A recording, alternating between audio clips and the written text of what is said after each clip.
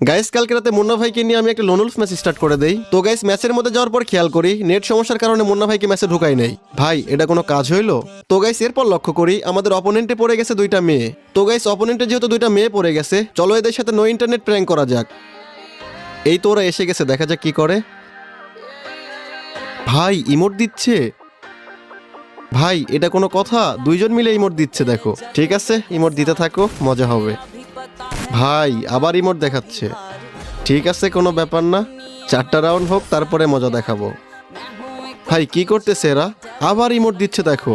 আমার মনে হচ্ছে ভাই এরা বুঝে গেছে এদের সাথে আমি নো ইন্টারনেট প্র্যাঙ্ক করতেছি। আবার ইমোট দিচ্ছে দেখো। ঠিক আছে আর 1 রাউন্ড তো, এরপরে আসল মজা হবে। প্রথম 4 রাউন্ড তো তোমাদের, এরপর বাকি 5 রাউন্ড দেখতে থাকো। তার আগে তোমরা সবাই জানো আমাদের গেমের মধ্যে নতুন বোনাস ইভেন্ট চলে আসছে। তো এখন আমি তোমাদেরকে একটা ডায়মন্ড টপ আপ সাইটের সাথে পরিচয় করাই দিব। প্লে স্টোরে গিয়ে গেম জো ডায়মন্ড টপ আপ লিখে সার্চ করলে